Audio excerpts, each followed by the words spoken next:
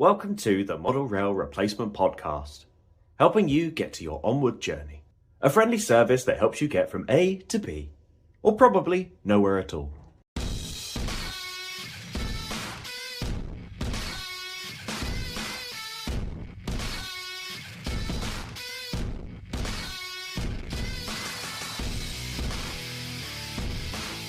Well, we are back. It's the Model Rail Replacement Podcast, Season 2, Episode 1, or as we like to call it, MERP. I'm your host, James, and with me is co-host and producer, Sam. I've missed you so much. It's only been 6 weeks. Yeah, it has. But I tell you what, it does make a massive difference as to like it was definitely became a structure in our working week that we needed to record at least a middle section, our intros and outros and stuff like that. So yeah, it's been weird not having you around, James. I know, I've actually got stuff done. Me too. I did some modelling and everything. I wasn't doing podcasts all the time. It was great. But no, it is good to be back. It's really, really nice to be back. And it was really nice to see all the comments at the end of the season one as well of everyone who enjoyed it and also were saying the same, that they missed the podcast and their Monday mornings were, a little more empty. So it's nice to feel loved and wanted, isn't it? It is. I'm very happy. And thank you to everyone who did share it and say that they missed us. It did make both me and James extremely big-headed, and it made our holiday even better. Exactly. I yelled at a waiter and said, "Do you know who I am?" He didn't have a clue. So, Sam, what do we have coming up today? Well, today, first of all, we're going to be covering all of the news from over the summer holiday because that was more than we anticipated it to be. And secondly, we're easing into episode 1 of season 2. We've put the feelers out to people on Instagram and in the general vicinity of social media, and we've asked for you to send us your questions. So we're going to be doing a little Q&A where James and I just answer questions. Some of them, I'm pre-warning you, some of them are not model railway related and are very, very odd. However, that makes it even more fun. Yes, there was a few in there. I noticed my brother had sent a couple. And, Weirdly, not the weirdest question, though. no, not no. His were quite straightforward, but that's later. You're absolutely right. We really got caught out with the news, didn't we? Because I was just listening to our last episode on the way home from work, and just sort of get my mindset back into the podcast and how we do it and that. And there's a bit where we go, it's summer, nothing's happening, so there's no news. And then as soon as we finish the podcast, an absolute tidal wave of news has just come in over the last sort of 6 weeks, hasn't it? So shall we jump straight onto that and cover it? Because there is a lot to go through. Yeah. So if you're expecting us to go back to the short form episodes, this episode definitely will not be it. So strap yourselves in, make sure that you've got a long commute journey, you've got enough tea to sort you out during this podcast. So let's jump straight in. Am I kicking off the news? I do believe that it's me. If we're following the script I wrote, which I actually got RSI from because I tried typing up on a phone at first. There's so much. My hands were like, I was like, I'm going to go do this on the keyboard because this hurts. So, yep. I'm going to start off with probably what we'll say is the elephant in the room. Over the summer, two companies announced an increase in their prices. This was Pico and Hornby. Now, from what I understand, I was talking to a model rail shop owner, and he sort of suggested that one of the reasons Pico's prices have gone up is because the increased cost of nickel silver. But I believe that their rises have just it's throughout, so it's not just track; it's all their products, including like their magazines. I think Continental Modeler has gone up to I think that's £7.45 now. I know it's a bit more specialist magazine, so you're paying that little bit extra, but that was one of the companies. The other one is Hornby, who also announced in the summer that a selection of their products would see a 10 to 12% increase, which was bought in on the 1st of September. So they don't appear to have given a reason to the public for it, but I have sort of seen a few online comments of, again, shopkeepers, etc., saying that their reasons were sound and it kind of made sense of why they were doing it. So it's one of those things you see a lot of Hornby bashers out there, and they're very much trying to go for Hornby and have a go at them for whatever they do. But as we discussed in last season, there is a new management team and they are taking a new approach. And I think one of the good things that they did was they announced, that these prices would go up. But if you pre-ordered any of their products before the 1st of September, they would honor the original price. So anything that you've had pre-ordered will not see that 10 to 12% increase, which is quite nice because I know the IETs are one of them that have gone up in price, and I'm still waiting for the TransPennine one to turn up. So I was pleased with that. But it's again, it's not. They're not the only companies that have done this. As we discussed last season, Accurascale also increased their prices. And you'll notice that with the announcements of their latest wagons, they've gone up in price, as have their latest announcement of Class 66s, which have gone up by £10 for just a standard model. So, what do you think of that, Sam? Were you surprised or upset or angered, or is it just one of those things? I think it's for me, I wasn't really shocked, but then when I'm buying products by Pico, it either tends to be FlexTrack, which is roughly about the same sort of price, or it tends to be Points, which are expensive anyway, or if you're buying secondhand, maybe not so much. Hornby, I'm going to be really honest, I very, very rarely purchase anything new from Hornby. The only thing that I have was the Forveps. And the two retailers that I bought it from were offering it at a discount anyway. So I didn't necessarily feel like, out of the two suppliers, I feel they are two suppliers who, A, the things I purchase from them are small enough that I don't really notice the price increase, or B, the products that they're offering aren't necessarily the products for me. I'm saying that having purchased over the summer a Hornby Black 5, really lovely model. I love it. I think it's great. And I know there are people out there who didn't like it. But I don't tend to purchase things from those two companies new. So for me, I didn't really see it as there's nothing on their pre-order list where I'm like, oh my God, that price, I'm going to have to pre-order that now because it's going to go up. How about yourself? Yeah, no, I thought the same. As I say, I think it's really good that they honoured your pre-order price because, in the likes of some models, people have been waiting, 3-4 years for them to arrive. So for it to be announced, you put a pre-order in all that time ago and then find that it goes up in price. I thought it was quite good of them to do that and not risk losing the sale, I suppose. But someone goes, "Well, I ain't paying that for it." They'd rather keep the sale and just not take that 10% and do it that way. So I think it's an interesting strategy and see how it works. It's curious that it's both British companies that have done it, and maybe that's the reflection in the cost of living crisis that creeps into the hobby and having to pay their own employees, etc. So I'm not going to incite a mob and get flaming pitch torches and all that and start chasing them down the road. I think it's just one of those things. It's business. It's the way things are and inflation, etc. So yeah, that's I think that's the nasty news, shall we say, out of the way. But there's been a lot of announcements, so we're going to do alphabetical order because there's so many. And we already touched on it. We'll start off with the Accurascale. So, Sam, what have Accurascale announced for us over the summer?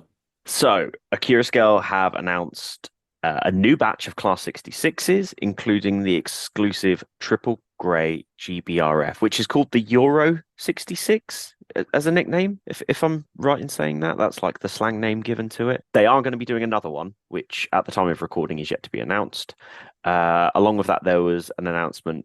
There's going to be another batch, their next batch of the cut down HYAs with an exclusive set featuring graffiti on it as well. There's also going to be an Accurascale exclusive wagon pack with their 21-ton hoppers in an NCB green stripe livery as well. So that's quite exciting. Yeah, I was quite pleasantly surprised to see the return of the cut down HYAs, which was quite pleasing, and also in that really nice GBRF blue livery.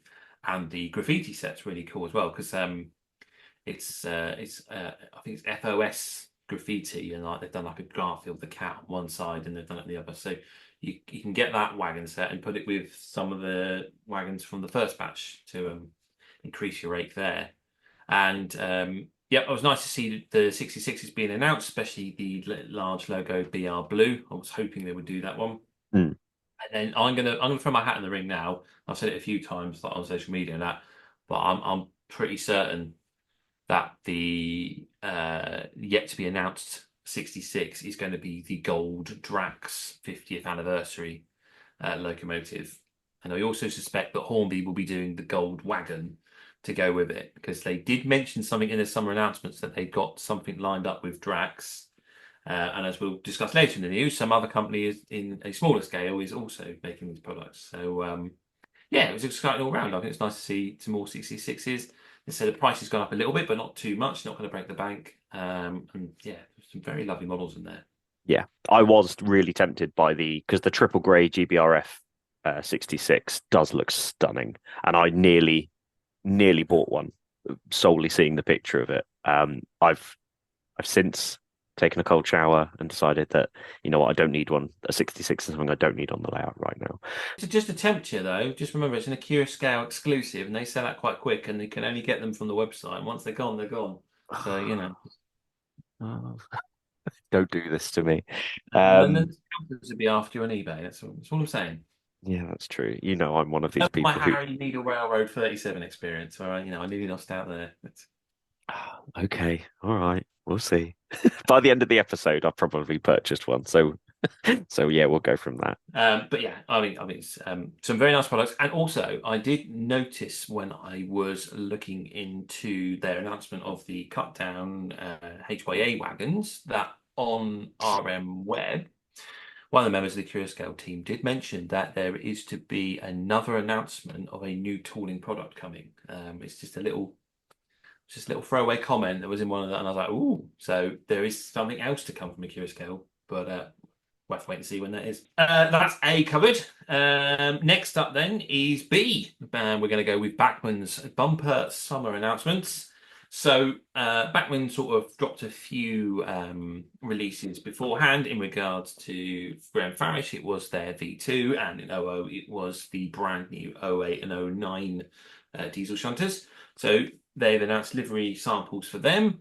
There was also an exclusive West Coast Railways Class 31 in their Collectors Club range. And more interestingly, they've also changed the rules on the Collectors Club models, so you can now buy them if you are not a member of the Bachmann Collectors Club, but you have to pay the full retail price. If you are a member of the Bachmann Collectors Club, you get the model with a 10% discount. So that's a new change there, which will be interesting to see how the models do. Maybe it will make Bachmann Collector Club members a bit more sort of panicked in buying those models, because you kind of sort of got that security going. They won't sell out too quick because it's only us that can buy them. So be interesting to see that. But along with that, there was some other models as well, wasn't there, Sam? Yes, Steam fans rejoiced with finally getting a 00 gauge announcement in the guise of a new batch of the Hall class locos. New liveries for the Class 117, including regional railways, and a 121 in BR white and blue stripe. And also there was the Network Southeast in the original upstroke livery as well, which I was quite surprised by, as well as an assortment of Mark 1 coaches in 00 gauge. Yeah, not forgetting the Engage modelers, they were offered a variety of Hawksworth carriages as well. There was quite a few in that range, including the auto coaches in Rail Technical Centre test livery as one of them. Back to the 00, there was the LMS Inspection Saloon, which makes a welcome return in absolutely wonderful ScotRail livery. And then we've also got announcements in the EFE range of the propelling control vans that were seen on the back of mail trains. I think that was probably one of the most exciting parts of the announcement. Did you order one? Haven't ordered one yet. I am very, very tempted to, though, because it's effectively a parcels DBSO.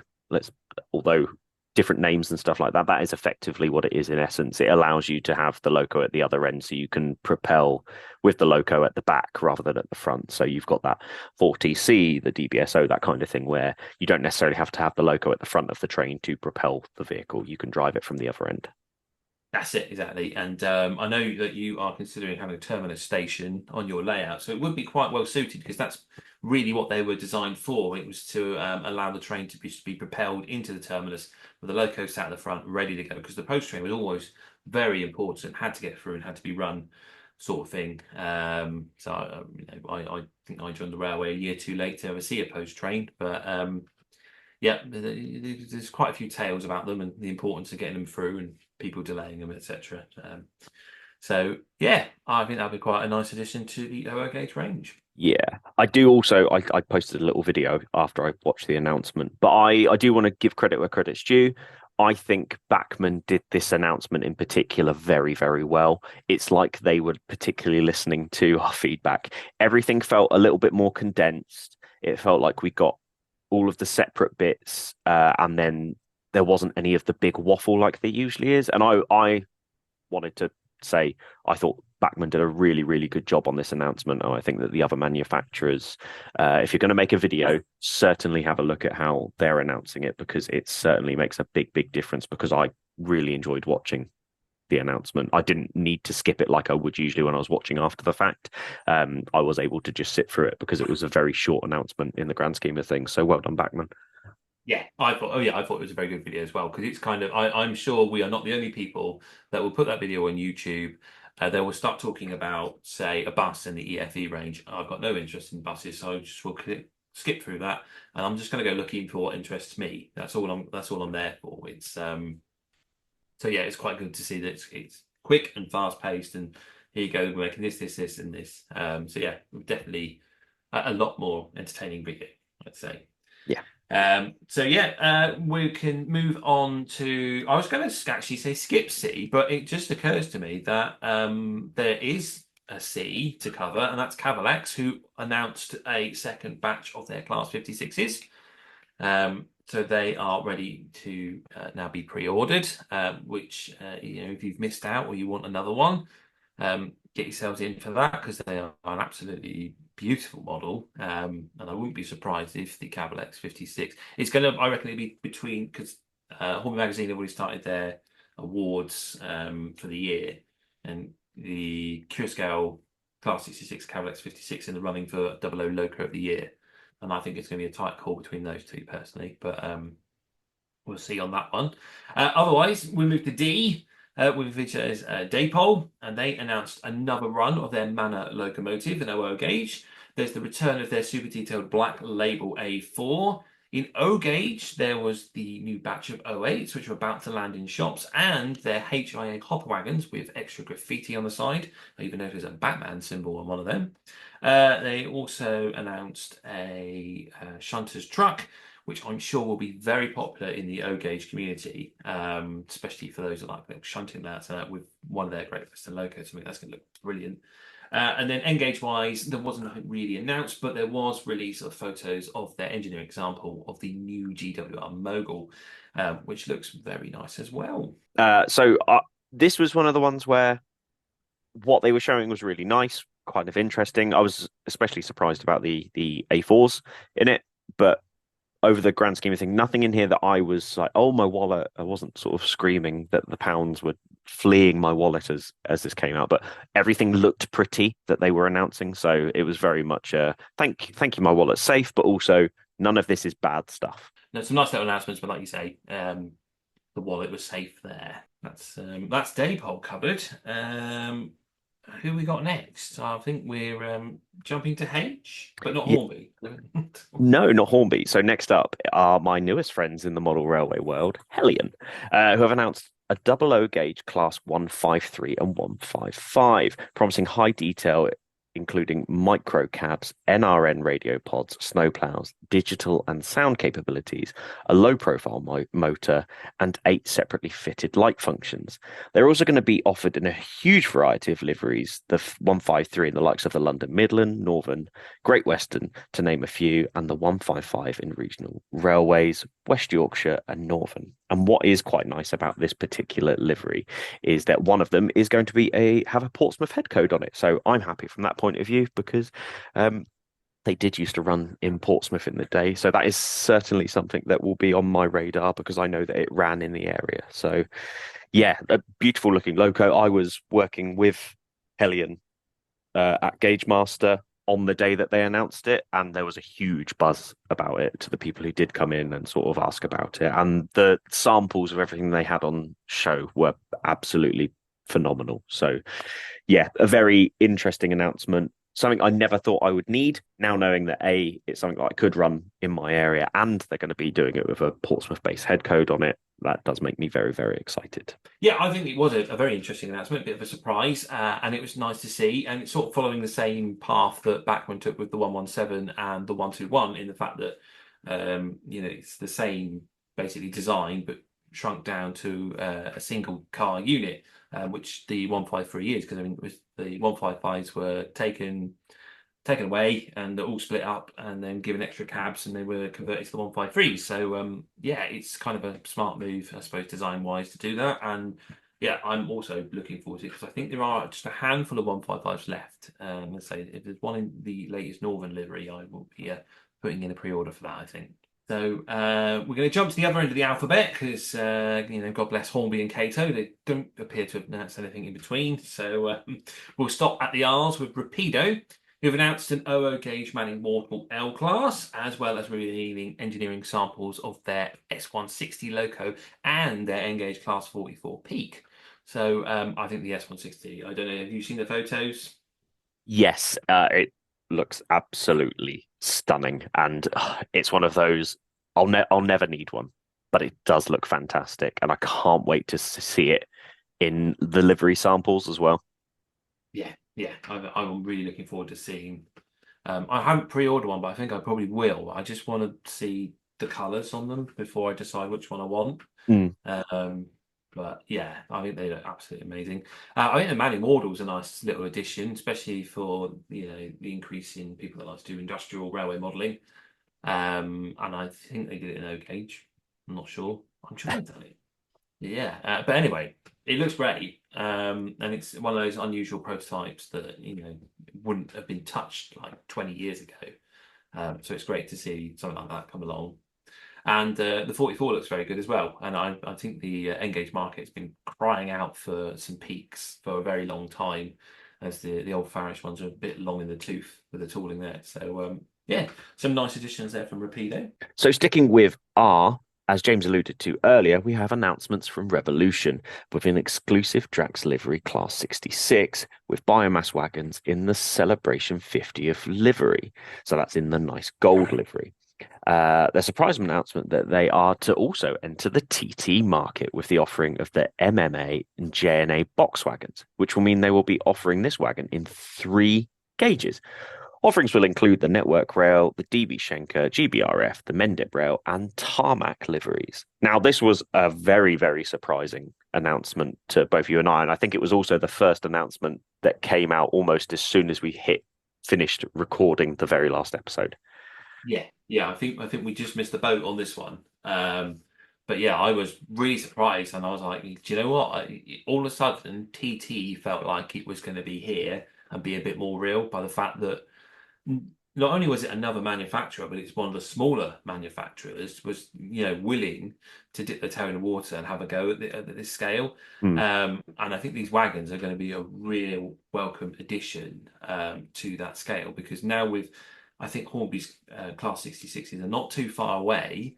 With them landing, the offering of the various container wagons and these box wagons, I think you can start to model something pretty good in sort of today's era, mixing them up with that. I know they had I don't know what's happened actually with the GBRF Class 50 that was on offer, because the other 50s are on the way or they've already landed, but the GBRF one seems to have disappeared, and I don't know if it's because those 2 locos have been repainted recently. Maybe they feel that it wouldn't sell as well. I don't know. That one just seems to have disappeared off the radar. But there does seem to be a decent enough offering, especially if you went for like Western region. Say you did like the Berks and Hans, you could probably get a couple of 66s in those wagons, in your GWR HST, and you could probably do a nice little scene with that now. So yeah, it was a nice surprise, and it'd be very interesting to see how it goes and see what happens to TT after this. Finally, for our news, we come to S's, and it's Sonic Models, who've teamed up with Rails of Sheffield and have announced 2 locomotives in various gauges. So they have the Great Central Railways A5, which they had previously done in OO gauge, is now to be produced in N gauge. if you haven't seen the OO gauge, it's absolutely beautiful model. Sonic models, I think, are one of those sort of really nice small niche manufacturers that are just making their way through. So yeah, it's nice to see that. And then as was quite a surprise was their OO gauge announcement of a Southern K class in various Southern Railway liveries. In two London Brighton South Coast liveries, I believe, and in BR as well. So there's something for everyone there if you're a steam era modeler, particularly in the southern region. So yeah, I was quite surprised by that. It does look really nice, that model. Yeah, seeing it and then because I don't think I've seen it in the with the actual liveries. I've just seen the sort of the computer renditions of the loco, but it does look really, really nice in that southern sort of that olive green southern livery in the renditions that they've put up of it. So yeah, whilst probably once again my wallet is safe, I do think it does look like a very, very nice loco. That has been a bumper of summer announcements. Absolutely caught us off guard, but well, we're all caught up with it. But that's not all the news. Some of the societies that you can be members of have also been hard at work over the summer, including the Diesel Electric Modelers United Society. Now, this is, as you probably guess, a society for diesel electric modelers, and they've announced a brand new forum for their members. I've taken a look at it, and it is a vast improvement to the previous one. This will allow members to share their layouts, their model builds. There's a use of their own Wikipedia, which is absolutely fantastic. If you're doing wagon research, I really do recommend becoming a member and using that Wikipedia because they've got like drawings and diagrams and photos. And so, yeah, it's worth it just for that, I'd say. And also they have a classified section, which is, I think, one of the best places. If you're looking for secondhand models, become a member of DMU and use their classified sections because the members tend not to be greedy when they're offering stuff for sale. So you can get some pretty good bargains there. On top of that, the 009 Society have also tried to make their online presence a lot greater and a lot better. So they've now got a brand new YouTube channel and Instagram account. So yeah, if you want your Navigate modeling, go have a look at that. Go find their YouTube channel. Some lovely layouts featured on there. And I think that's all the news. I'm a bit exhausted. I think we need a break.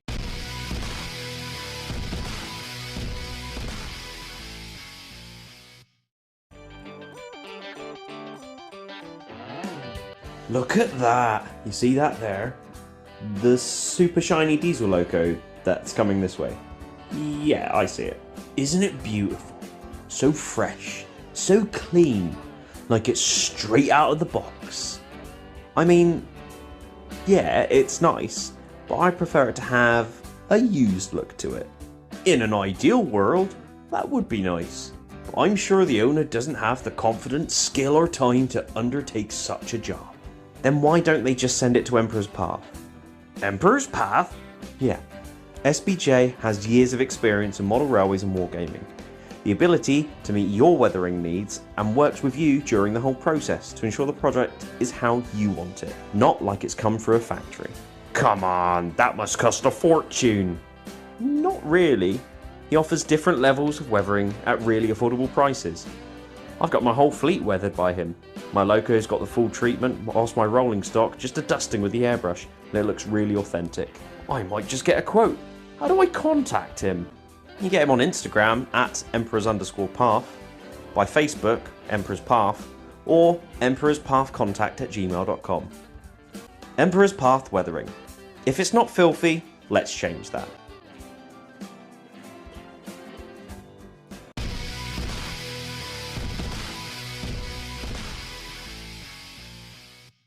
Okay, so to ease ourselves back into the rigmarole work of the podcast, we thought we'd start this season with a questions and answers section. So we asked you on Instagram to give your questions, and this is what we got. Sam, what is our first question? So Josh R. Swales asks, what was your best modelling achievement over the summer? So James, let's throw that one at you first. Well, as I say, because I don't have a podcast to take up all my time, I did actually get quite a bit of modelling done. I've started building a new Engage layout for the boy, and we've got a little bit with that, but it still needs wiring up. So I can't say I've achieved. I've done a little bit, I suppose, but not completely finished. I also have been building a Eurostar hybrid loco. So I've had like an old Battle Eurostar that I've cut and shut for my Rail Adventure HSTs to pull around the layout because they've got no work to do at the moment. So I thought I'd just have like a brand new unit that needs delivering. But that's got as far as the undercoat stage. I haven't got very far with that either. But two things I have achieved is the project of rebuilding a load of Lima and Hornby PGA wagons to look more realistic, which I started about 6 years ago. Finally, have their couplings and wheels and move around the layout. But I don't know if I'm going to try and put any transfers on them. That may be just one job too far. But the one thing I did definitely finish and achieve is my 4Ds Kerr Stewart tattoo kit, which I picked up from the Talaklim Railway. So we went there for a visit and it was absolutely lovely. I really enjoyed it. It was a brilliant day out. Can really recommend that railway, especially in a nice summer's day like we went. So we stopped at Dolgok and the kids went and played in the waterfall and the stream and everything. So it wasn't just like going out on the train. It was like sort of having a little adventure and walk around. So yeah, the one thing I did achieve though and complete was the I bought a 4Ds Kerr Stewart tattoo kit, which fits the Bachmann Peter Sam chassis. And I picked it up at the Talaklim Railway after visiting there for the day, which was an absolutely lovely day out. I really do recommend it, especially if it's a nice hot summer's day like it was when we went. So like we sort of went up and down the line and I worked out the timetable where to get off and get on so we could get as many trains in as possible. So we managed to ride behind Talaklim, Sir Hayden and Edward Thomas. So I was quite pleased with that. Couldn't quite fit Tom Rolton, unfortunately. And more disappointingly, Dolgok was on the siding, wasn't in steam, but she was going to run the next day, but we were going home. But yeah, we got off at Dolgok and it was great because like the kids went paddling in the stream and stuff like that. So they really enjoyed that. Yeah. So that was my summer's, I suppose, yeah, my summer's modelling achievement was my 4Ds kit of the Edward Thomas, which I called James Fraser for my railway. But yeah, I'm quite pleased with it. And there's a video on YouTube if anyone's interested in seeing how I got on with that. It does look absolutely stunning. And I watched your video and all I thought was, I just want to get into 009. I just want a little 009 to just have running around in some way, shape, or form because they just look so beautiful. I always really loved the little engines from the Thomas series were always some of my favorites. And I always really enjoyed Peter Sam as well. I thought he was the best narrow gauge engine. And I watched the video and I was just like, oh, I need a 009 layout. Which I don't need. I do not need a 009 layout, but I would like to. I'm grateful the fact that the Quarry Hunslets, which are the best, in my opinion, the best ready to run narrow gauge engines out there at the moment. They're currently, you can't get them unless you buy them in NG7. So I'm quite glad at the moment that it's not around. But you did a really, really good job on that loco. Thank you very much. But yeah, those Quarry Hunslets are like hen's teeth. I wanted to get another one. I was like, no, can't find them anywhere. So, but yeah, it really did. I got bitten by the narrow gauge bug again. And I was like rekindled my love for it. And yeah, ever since I've been thinking about building a new layout and what I want to do, which is kind of put the OO gauge in a bit of jeopardy in what I've been thinking about doing. But those are things to consider, I suppose. And yourself, what was your modelling achievement? Oh, well, for those, I realised I didn't talk about it in the beginning, but I am finally in my new house. So I'm going to say that my modelling achievement is that, well, first of all, I'm in the house. Second of all, I'm currently looking behind my new hobby desk location, and I can currently see an 18-foot fiddle yard, which is 4 pieces of flex track away from being all of the track laid. So I'm going to say that is my biggest achievement. It's I didn't know how. I didn't have any sort of reference as to how you felt when you finished your fiddle yard on your layout, but now that I'm in and it's here, I can taste the DCC running along the fiddle yard lines at least. So yeah, that's been my biggest bit, and I got it completed a lot earlier than I thought I would as well. I thought I'd take a little bit of a break once I was in, but I sort of did that thing of I knew that a lot of my storage was going to be underneath the fiddle yard. So I wanted to get the fiddle yard built so I could cut the storage units to the right height, ready to go underneath the fiddle yard. So that was my excuse for getting it done so quickly. Yeah, because you did surprise me because like you sent me a photo and it's like I was like you like moved in yesterday. Have you got pictures to hang or stuff? We were very efficient. So my daughter stayed at my mum's on the first day and my wife's on the second day. So we actually had a lot of childless time. So we got a lot of stuff done. And there was a lot of gardening which I needed to do. So I was dealing with that as well. Ask me another time about the catuary that was on the back of our house that I angle grinded away. But yeah, I did that thing of I want to get a start on this layout because I know that come September I'm going to start. I'm already itching to run trains, and I thought if I can get the fiddle yard in, I can then build the rest of it at a certain pace. But I'll at least be able to start working on the point motors, get them all wired up, ready to go. So effectively, the layout is almost ready to go when I need it to. That's cool. That's cool. It's very exciting, isn't it? I'm currently looking at it whilst talking to you, and I'm just like I've got one of my class 20 sat down the far end away from me, and I'm just like, oh, it just looks so nice on this big long sprawl of points and long sidings and stuff. So yeah, that's definitely my big achievement of the summer holidays. Right, we'll move on to our next question, which is from Telfy1, and he asks, have either of you guys catalogued your collection? And if so, what do you find works when doing it? I mean, I don't know about you, Sam. I think many years ago I wrote down a list of locos and their DCC numbers in a notebook. But that's about as far as I've got. I've never really sort of gone into that. What about you? So the same. I've done exactly the same as you in the form of I've because whilst I was trying to plan what actually is going to go in my fiddle yard, I was very much of the right. Let's write down all my locos, all my multiple units, and try and work out. I know I've got 12 fiddle yard lines. So how the heck am I going to fit every single one of my locos, my rolling stock, and everything like that in these fiddle yard lines? And I started writing a list, and I don't think I even finished the list before I gave up. I got distracted with something else. I would like to say the new layout is going to be built so that I'll be able to have two controllers on it. So one person can run one line and another person can run the other. And if you really want to spice things up, you can have a third person operating the points for the fiddle yard, because mine's going to be very simple in the first year or so of the actual layout because it's just the bridge section. So it's going to be two lines going around. And the joy of running it is going to be running trains round, stopping them, getting a new train and getting that out of the fiddle yard. So you can operate on one person, two person, three persons. So I think once I've got a loop, I probably will document and print out a list. So I'll be able to say, right, here's the main functions you're going to use on this sound locomotive. Here's because everyone also numbers their locos differently. I think that's something that's quite important with this. And I don't know how you do it, but I've always done it that it's always the last four of the number regardless. So say for example, my Royal Mail 47 is 7612. Although the fact that most people, I know Lyndon from Fairford Depot and Fairford East, I know he does the first two and the last two. So his would be 4712. So I think everyone does it differently, but I definitely do an Excel spreadsheet so that people could see, if you want to run this loco, what do you need to put on the DCC controller? Cataloging it and having it sort of like prices paid and things like that, maybe not. How about you?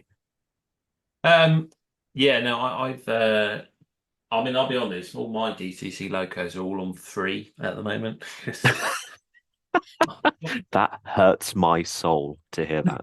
I've got a Digitrax controller, but I find it so complicated and changing the address. And I did it once, and I don't know what happened, and then I could never find what the address it changed it to. So I basically ended up with this useless DCC chip that I couldn't reprogram or find out how it worked. So I've sort of been putting it off until I got a new controller. So yeah, everything's on free at the moment.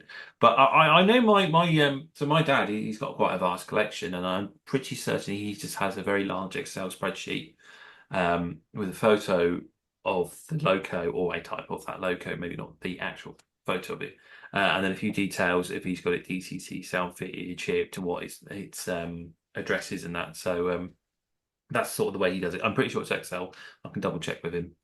But yeah, I think I'd probably be the same as you. I'd probably take the first two numbers and then the last two numbers. So I've got 37 in front of me. I did that was 3716. the only people that really don't have a problem is GWR modelers, because obviously they just got four numbers, and even when they went to BR, they got to stick with four numbers. So they're the only ones that don't have an issue with the four-digit address, aren't they? So, Yeah, I guess pre-tops diesels as well. They yeah, also don't have a problem. there we are. Never mind. So yeah, I suppose the answer to that is no, we don't. No, we haven't, and we certainly will try and keep you updated if we do decide to. Indeed. Cool. Next question. So Adrian Arnold asks, what is going to happen when you do the BR standards battle? So if you're new to the show, we do sort of battle episodes where we battle certain locos within certain regions of the Big Four and stuff like that. And are you going to cheat and utilize the riddles 280 and the 210? James, I'm going to put this one straight to you because I'll be really honest, I have no idea what Adrian Arnold is talking about. He'll just have to wait and see for the episode. But so essentially, what we categorize in our battles, like you say, we haven't done before, is that we do something that fits in shunter, something that fits in mixed traffic, something that fits in freight, something that fits in passenger, and then we have our final round of anything goes. Obviously, with BR standards, they were generally built as mixed traffic engines. Even the 9F, even though it was designed for freight, was utilised on passenger services, in particular on Somerset and Dorset. However, we are going to have a set of rules that will fit those categories so that we will cover BR. It could be included in our battle, and then we will have a final bring it all together, and everyone has a great big Royal Rumble fight for our final battle of the steam engines. So, but yeah, you'll just have to wait and see in that one, and stay tuned. But we do have a plan, so don't worry.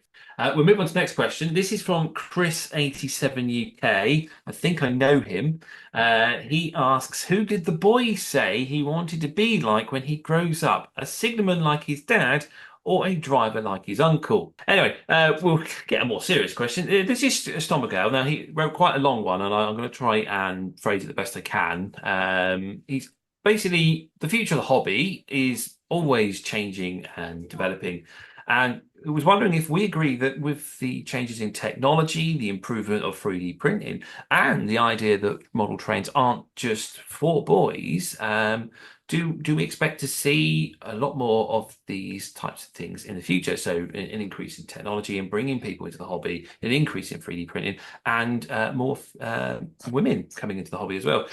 What do you think, Sam? Do you think we'd see any of this? I think all of this is already creeping at the windows and smacking on the door of a lot of the big companies already.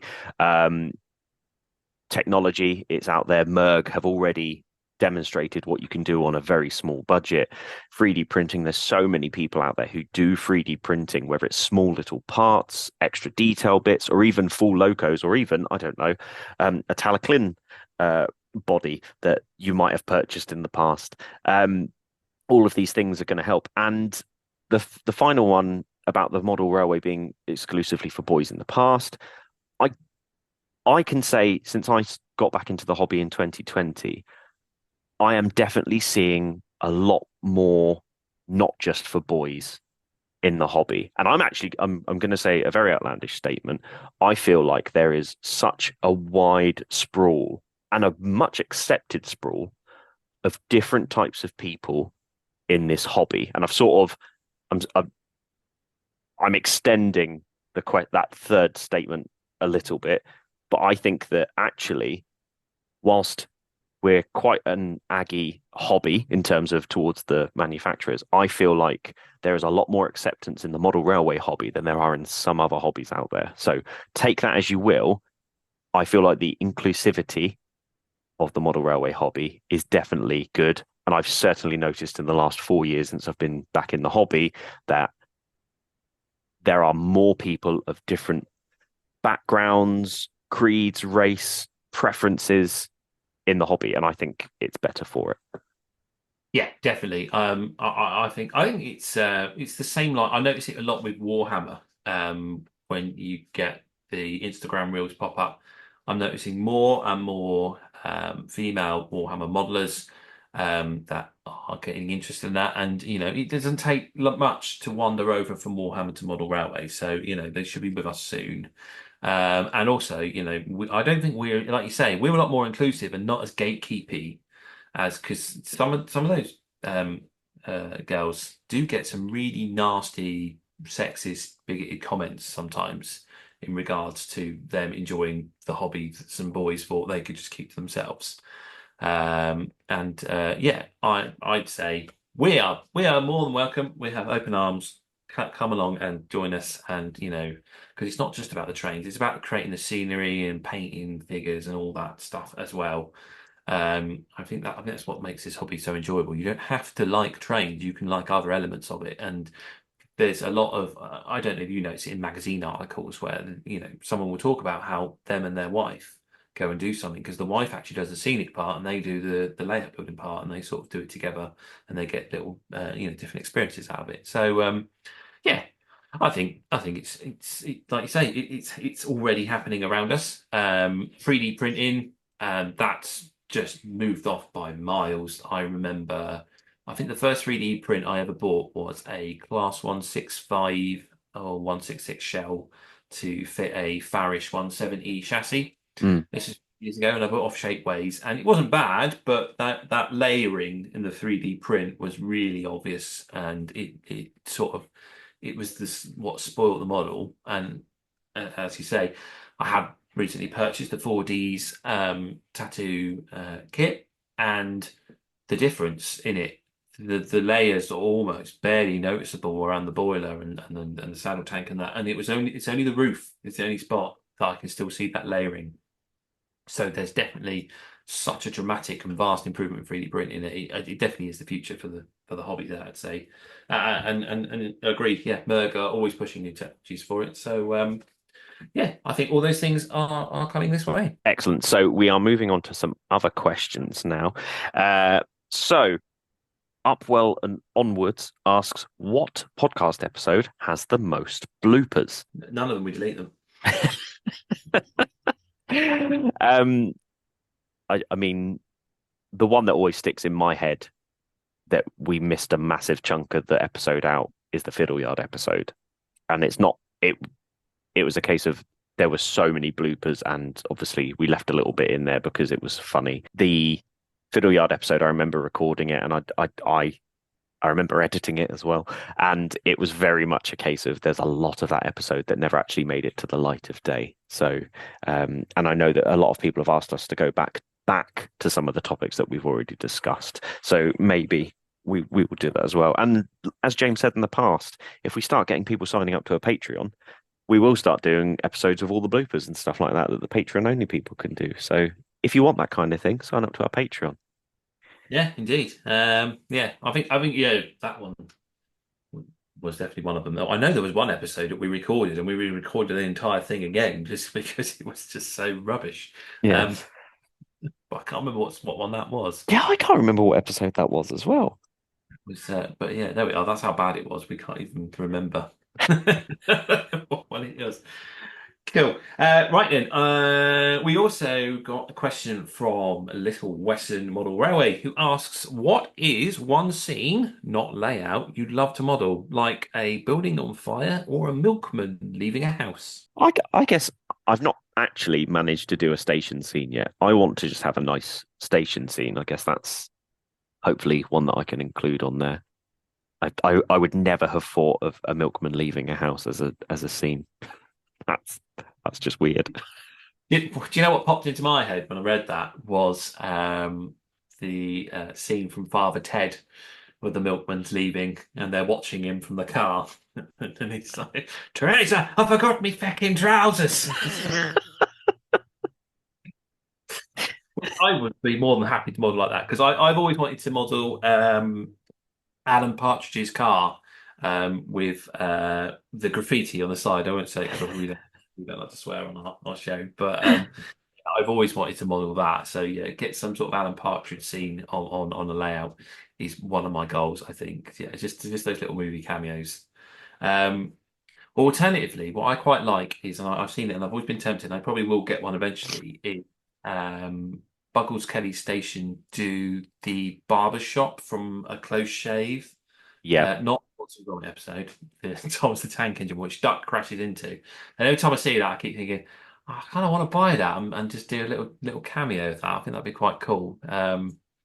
So maybe that one in the future. But yeah, definitely, I'd go for TV cameos, I think, on my layout. So yeah, probably something Alan Partridge related. So next question is from Fairford Depot, which is the best yellow colour for Network Rail stock. Well, as we discussed, the coaches are actually in two different shades of Network Rail yellow, and you do have a Google search, you will find online photos of certain trains with various yellow shades of them. And I think yellow is quite one of those colours that sort of gets hit by the UV rays quite quick, doesn't it, and fades quite fast. I think yellow and red are usually your biggest culprits to sort of UV fading. Yeah, and I bet that anyone who paints those Network Rail logos, I bet they don't use the pink trick where you use pink to make it even brighter. So, you know what? Some people, you just can't win with some people. But personally, I think Avalon Sunset is a very good yellow color for painting Network Rail stock. However, as James has said, we talked about this in the past. There's so many different shades of yellow used by real life Network Rail units, and you can see them on the same train. There's lots of different shades of yellows that you could use. I prefer to use Avalon Sunset mainly because it goes on really nicely with the airbrush. Yeah, that's it. Yeah, we all, and even the manufacturers all get it wrong sometimes. Doesn't it? So it's all a question of taste, I suppose. I'm going to go and ask this question from Lonehead in Engage, who asks, how accurate will your model signaling be if that's the day job? So, Sam, how accurate will your model signaling be if that's your day job? So I'm just going to use Christmas tree lights to do the signaling on my layout in hopes that it's the right color when the train goes through it. Just get out. I'm going to be really honest. It sounds like I'm sucking up. So the second it comes to the point where I'm going to be doing signaling, I will be deferring to James and checking if what I'm doing is correct. I'm very lucky that a close friend of mine is a signalman, so I can go and ask.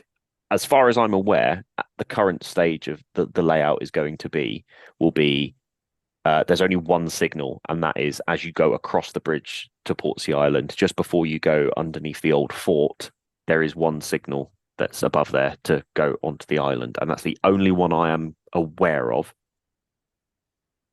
So I'll check that with James when it comes to it, but I will defer a lot of it to James and just sort of check that I'm doing the right thing, because whilst I am not somebody who has to have it 110% all of the time, there are certain things where if I am only doing one signal, I want to make sure it's the right signal and it's in the right position if there's anything I need to be aware of when I'm doing it. So hopefully that answers the question. Yeah, I will obviously be paying attention to the signaling on my layout, because it's one of those things that, and I'm sure drivers are probably the same when they watch model railways and they see the way someone drives a train, and like, that's not how you do it in real life. But it's one of those things. Everyone's just enjoying the hobby. But yeah, I will look at layouts, and sometimes I notice signaling and be like, that's not right. That shouldn't have happened. I was teasing the owners of the layout. Name evades me now, but it's on my Didcot model rail exhibition video that I've just done, where they've got absolutely beautiful signal gantries, and the station is showing a double yellow, and then it's a red at the tunnel because they told us that the signaling system wasn't working properly on it. So I was sort of just teasing that the HST was spadding. So but the thing with signaling is that there is a common practice of how things should be, but each area always has its own little unique quirks. So when it all comes to your layout, you can just put it on there, and if it looks a bit wrong, you can just tell someone, well, that's how it is in the area. So and they won't know any other way because it's your layout. So yeah, that's that question. Yeah, but yeah, I definitely will be looking at working signals, etc. And one of the reasons why I'm looking into block detection to see if we can get that working. Okay, so next question. Do you have a favorite exhibition layout, and what brought you to that decision? So this is from Matt's Maritime and Trains. And I think if you go back to our interview episodes, which are episode 2 and episode 4 of season 1, I think mine hasn't really changed and I'm sticking with Folly Lane, which is my favourite exhibition layout. I like it because it's third rail, runs the sort of stock that I like to see.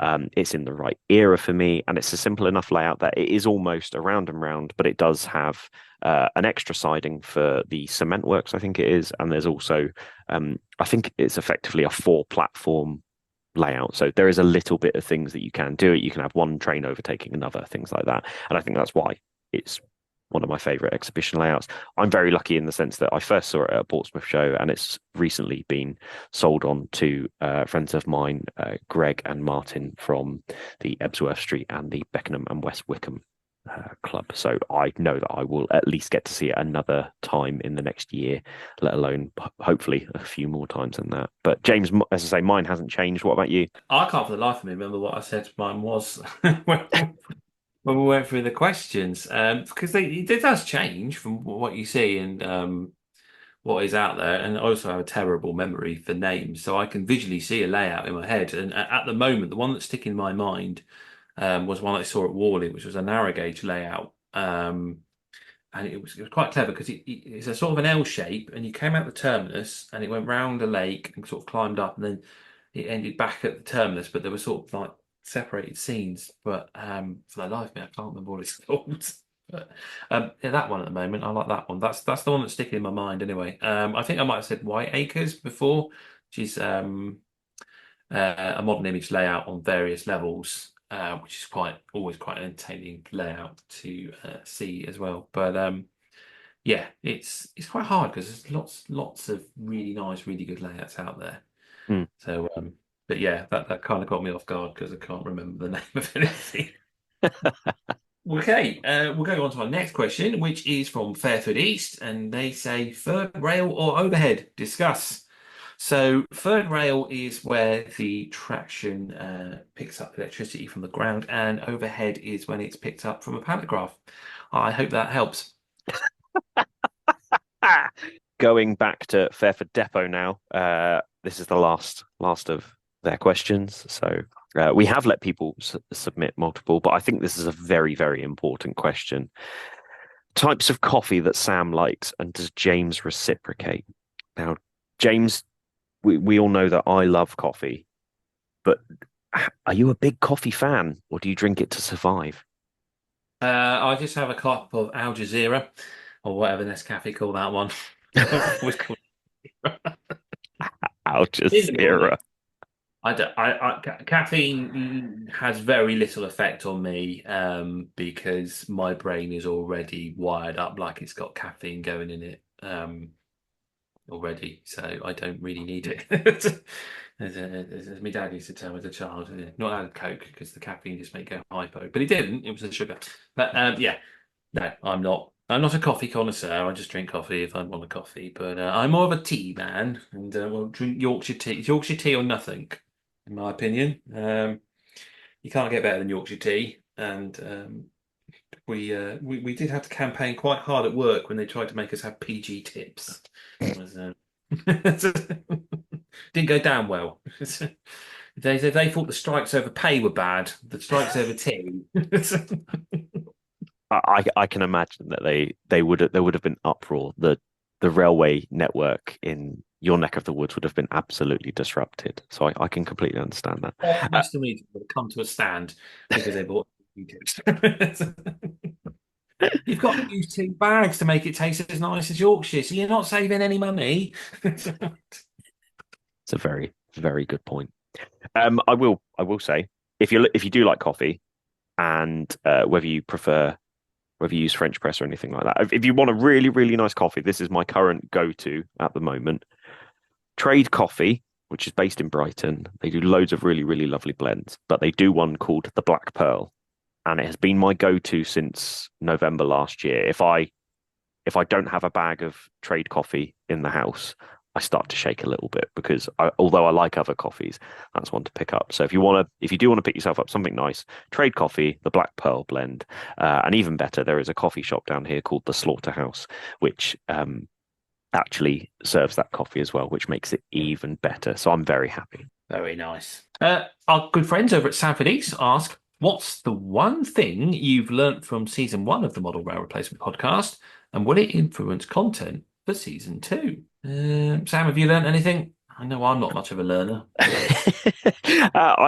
I think the thing I learned was I tried to be really critical at the beginning about how short we kept our episodes, and for me it was very much people will tune out and not listen to it if it's over a certain amount of time. And one thing that I learned over that time is, whilst I don't want to have 3 hour mega episodes all the time, I did learn that people enjoy having the longer episodes as well. So my aim for season 2 is to not be as critical about our time constraints on it, and not try and cut as much out if I don't need to cut it out. But if it makes the episode flow badly, cut it out. Yeah, no, that's fair enough. Yeah, I think you're right. Yeah, I think the longer episodes definitely seem to perform better, I think, don't they? And like you say, and it's probably because you can listen to it on the way to work, and then you stop, and then you've got something to listen to on the way home, so you can sort of finish off the episode. So yeah, we're not guaranteeing it, but season 2 will be longer. So I suppose is what we're saying there. So the next question is from Chris87 UK again. Why won't James let his brother come on and talk about real trains? Now, I've already explained this to him. He doesn't have a model railway, and it's a model railway replacement podcast. So, yes, he tries to argue that trains are real, but yeah, no, have a model railway, then you can come on. There you go, Chris. Please listen to the feedback given to you by your brother. Dad could come on, but he hasn't got a layout either. That's that silliness covered. We've got Finbrit Engage asks, space and money being no constraint, what would you both build a layout based on? Do you want to go first on this one? Yeah, I know exactly what my answer is. It's an O gauge Somerset and Dorset all the way. I mean, if the space wasn't the problem, all the way from Bournemouth to Bath. Do you know what? Space and money being no constraint, I'm building the real life one. I'm bringing it back. I would love to model the London area, simply because you do get that bit where you might have an overlap of the fourth rail underground stock. You might have that almost like the outer suburbs, where you've got a lot of viaduct bits, you've got a lot of going through tunnels. The landscape changes so much in such a short space when you model the London area, that you can do so much with it. And the amount of diverging routes that you have coming in and out and going off, and different trains, and you almost see there's some points when you're going into sort of London Waterloo, and you'll have another train and another train, almost sort of like you all race each other a little bit, where one's going a little bit slower, one's going a little bit faster, and you just sort of slowly overtake people like you're on the motorway kind of thing. And I always thought that was a beautiful thing on a model railway to see. Yeah, no, I definitely get that. As you know, I've done a Marylebone inspired sort of design for a layout once before. I've looked at other things. I think I looked at an Engage doing something sort of around London. Like you say, yeah, you can include London Underground, which is always great. Which that's why I quite enjoyed watching Underground Eric, but the fact that he's got this modern day, he's got his Class 66, he's working on the freight trains now, and he's got all his London Underground stock.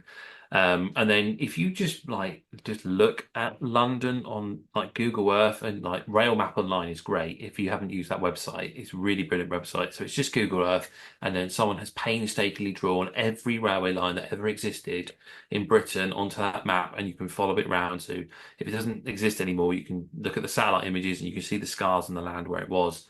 And then you get to London, and I remember being on there when I first got the job on the London side of signaling. So I was like, well, I better have a look at what I'm actually going to be signaling. And I looked at Acton Yard and where the freight trains went from there onto the North London line and that. And following that round and all the various different routes, how it squeezes around London and gets into all those nooks and crannies and all the different connections. I totally agree. London is definitely an interesting subject to model. Perfect. Let's move on to the next one then. Welding Goggles says, is the 9-volt battery the handiest model railway accessory or tool? I think it's one of the handiest tools, more so when you go over anything. It's the most useful when you go to a show. I think that's when they really come into their own, Because those of you who don't know, if you take a 9-volt battery to a show with you, if you're buying second-hand stock, you can use the 9-volt battery to test the wheels if it is either DC or if it's DCC fitted but it's not been changed to no analog.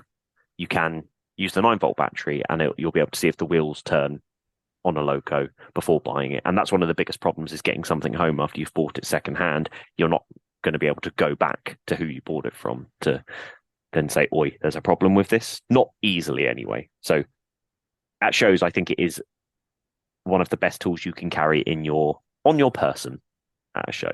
Good advice. Yes, it is a handy little tool. Although I think my top is a very, very good pair of tweezers, because I've lost my very, very good pair of tweezers, and the frustration that has caused for the amount of times I need to use those things and I can't find them puts them as number one for my top modelling tool.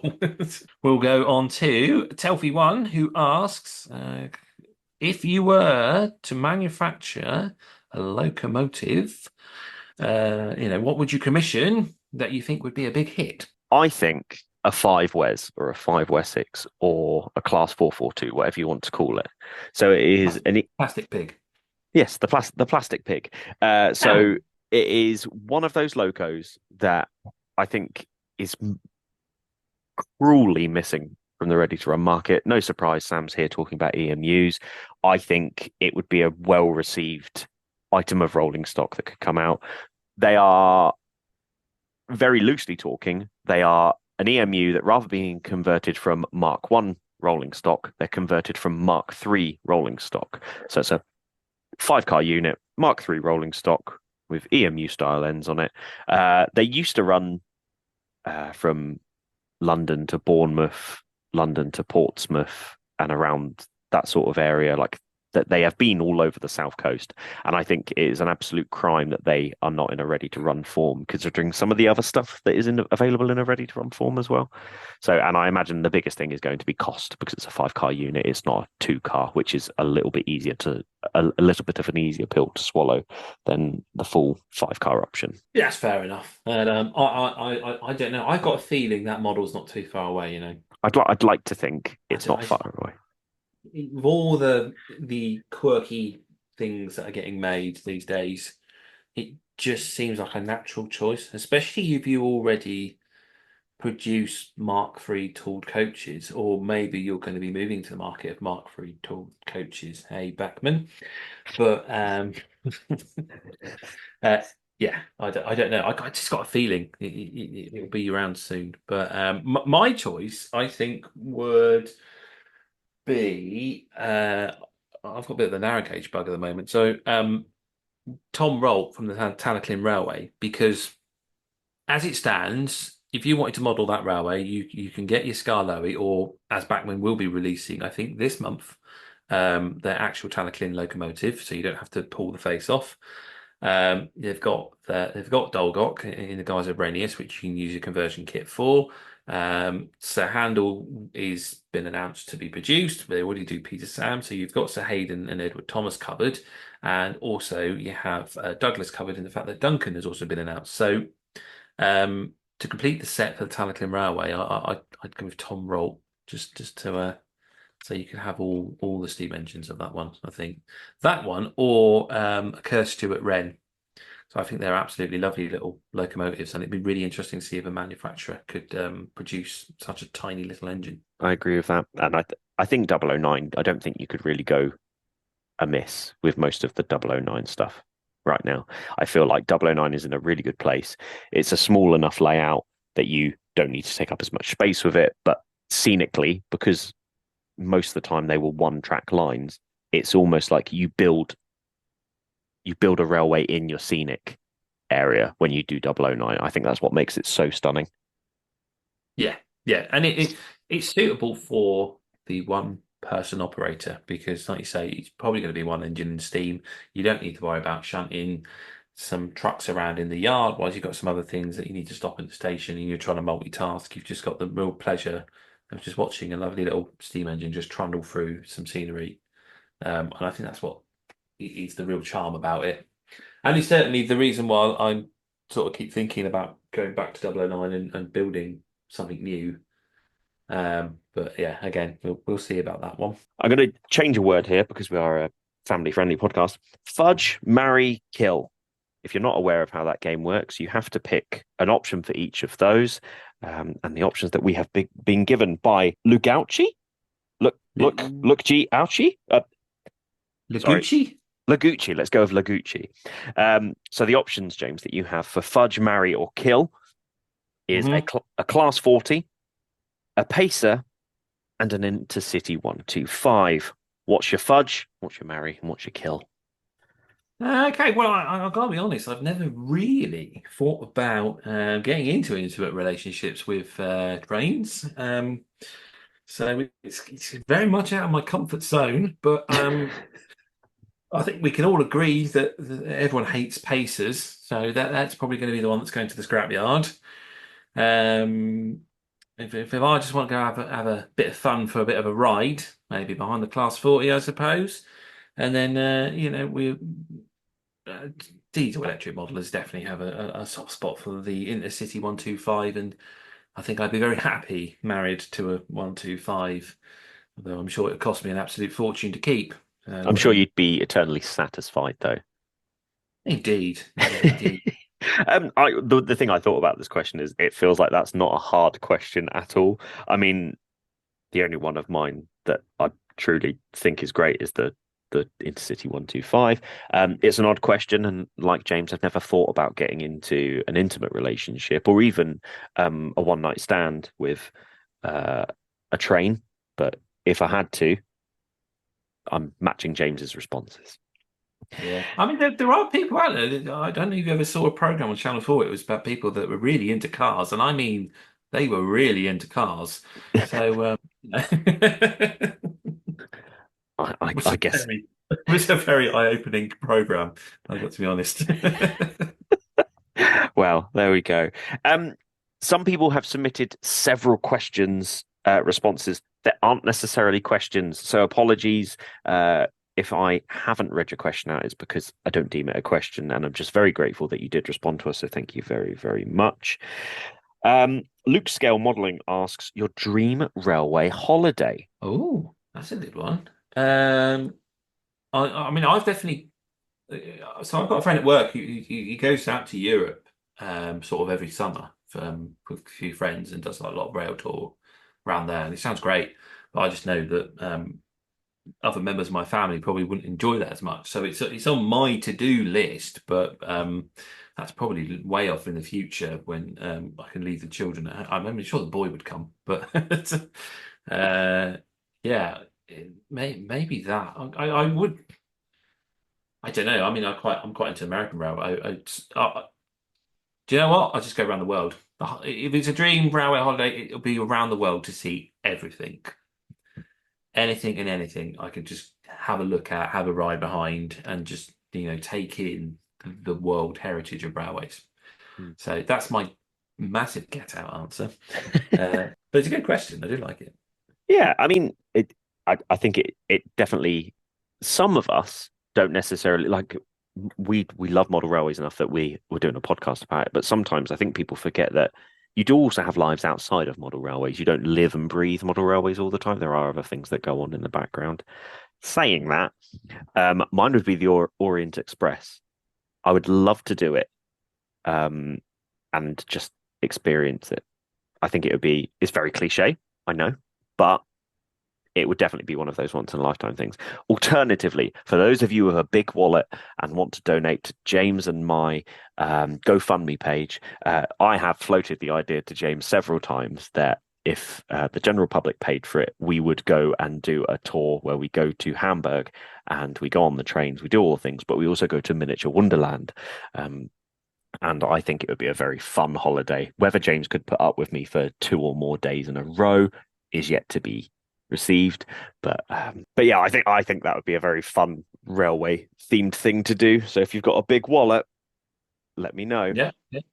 We can go across on the Eurostar, and we'll change at Brussels, and then we can go through Germany, get to Hamburg, a few nights there, Miniature Wonderland, and take the train back. So yeah, thank you very much, our anonymous donator, whoever you are. So Tom's Modelling Corner asks, have you ever used static grass? If so, how was your experience with it? I used it on Fordin Rid, and once you use static grass, you never go back.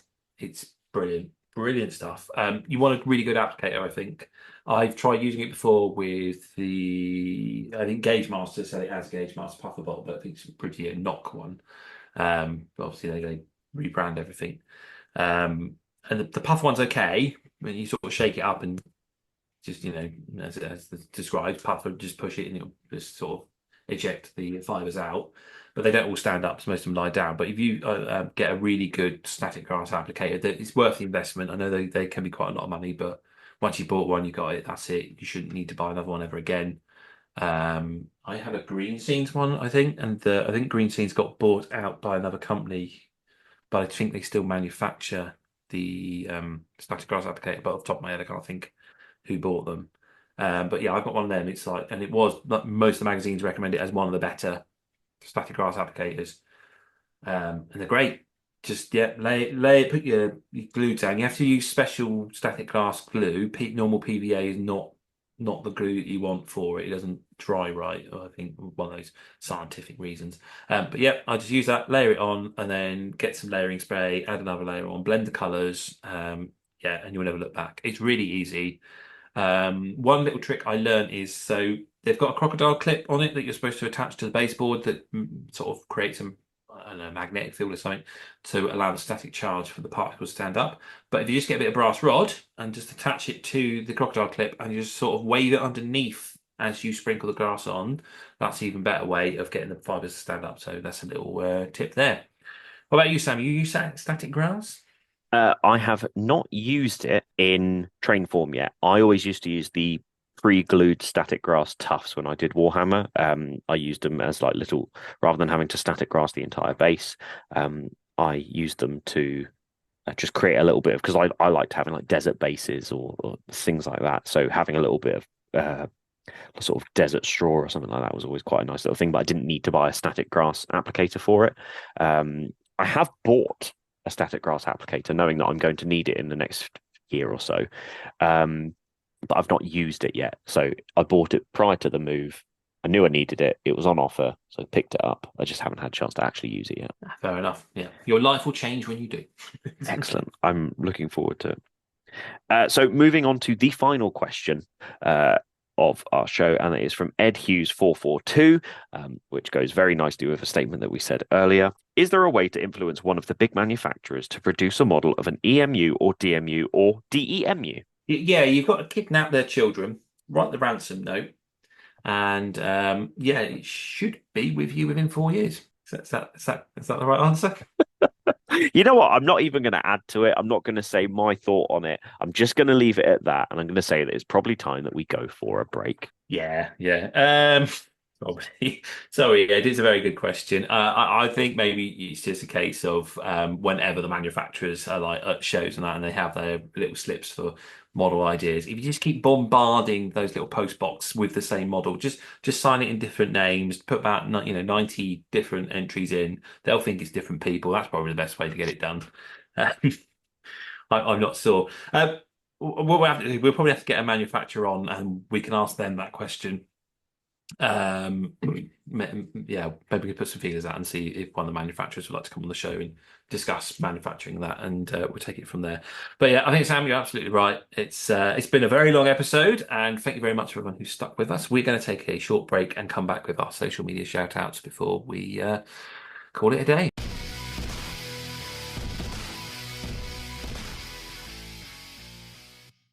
This world we live in is a wondrous and fascinating place. We stand on the brink of greatness and a chance to make a real difference in this world. Two people who are not making a difference in the world are James and Sam. So great are their egos that you can now support them on Patreon from $5 per month to just show your support. You too can watch the model railway world burn under their narcissistic natures head on over patreon.com/Model Rail Replacement Podcast.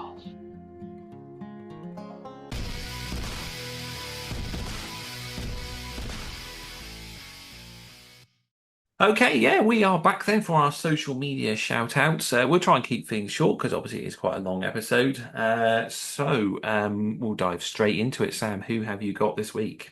So for me this week, I have got Top Railroad. So first of all, a massive thank you to Top Railroad because in one of their most recent videos, they did actually give us a shout out that they were listening to the show whilst doing some scenics. Thank you so much. But also, Top Railroad has some. We seem to have this thing where we do a lot of American YouTube channels. I think that's just because they seem to have more traction and they get filtered through to us. Top Railroad is currently building, I'd say for an American layout, I feel like it's, in quotation marks, small, probably larger than most UK layouts that you see. But it is very much a round and round. No huge fiddle yard section or no section that goes off round the corner where the boiler hides before it dives into the room that used to have a TV in it, but now it's just your train room and all that sort of stuff. But recently they've started building a new layout. They're on episode 4 of it at the moment. They're doing a bridge over a river. You can see why I'm certainly interested in this. But Top Railroad is a really fun YouTube channel. And once again, very big supporter of the show. So thank you for that. Yeah, sounds good. It's something I'm going to click the subscribe button on and look into because I do enjoy a bit of American railroading. So yeah, it's always nice when someone who's we weren't expecting to shout us out. So mine isn't too dissimilar in that way because we've got a friend of the show who does give us a little shout out, and we like to give him a bit of a shout out as well because he's got a great little company. This is Tom Marshall at Buggles Kelly Station. You may already know him or of his products. In particular, he does some brilliant 3D printed figures of famous characters and comedians, etc. So I know, like, he's got a Fat Director figure that I think Trista Double O'Neill did a little video painting that one. We've also, I think there's the likes of the Buggles Kelly Station. What was it? Oh, Mr. Porter, the film. So Yeah. characters for that, and it doesn't need to do with them. And he does some great 3D printed buildings as well. As we already mentioned earlier in the show, he does like the barber shop from the Thomas episode where Duck crashes into that. So yeah, no, I know that Tom's trying. He jokingly said on Instagram that he's trying to get to 10K subscribers by Christmas. I challenged him to do it by Halloween. So go and visit Tom's channel, have a look. He's got all various videos. He does like a lot of diorama builds using his products and showing them off. And they're absolutely superb bit of modelling. And it's mixed in with a bit of like visit real railways and stuff like that. So yeah, my shout out is Tom Marshall at Buggles Kelly Station. Excellent. Tom is also a fantastic voice actor. If you watch The Unlucky Tug, so if you're a fan of Thomas and you watch a lot of their videos, Tom does a lot of the narration for the episodes that he does or puts together in order to try and avoid copyrights or things like that. But fantastic voice actor. And if you want to see some of the work he does a lot of work for The Unlucky Tug in terms of the narration on there as well. I actually, because I saw Tom had posted that on Instagram the other day, so I actually watched the episode, and he also did the voice of Duck, which was in that episode, so it's quite cool. But I did say, if they need someone for the narrow gauge engines, just ask my boy. My Duncan is spot on. All right, so the Unlucky Tug's listening. I'm your man for narrow gauge engines. All right, I'm not going to do a sample now. I'm not going to give my work away.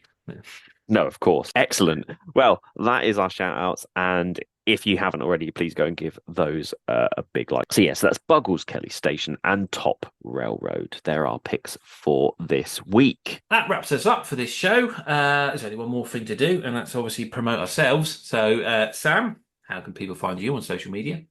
If you want to find me, you can get hold of me on Instagram at emperors_path. You can find me on YouTube at Emperors Path as well, where I occasionally post videos up there, but also mainly that is where we post the podcast as well as on Spotify. James, how can we get hold of you? Well, if you want to find me, especially on YouTube at the moment, because Model Railway exhibition season is coming, and I do go around and try and visit those shows. So it's Western Signalman on my YouTube channel. It's also Western Signalman on the Instagram.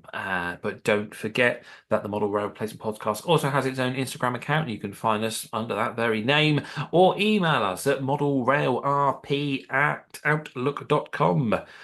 That's it for the show then today. It's been a long one, but thanks for sticking along. And all I can say is that hopefully we've been entertaining, informative, and have replaced your model railway, if only just for a little bit. I've been James, and with me has been Sam. Thanks for listening. This service terminates here.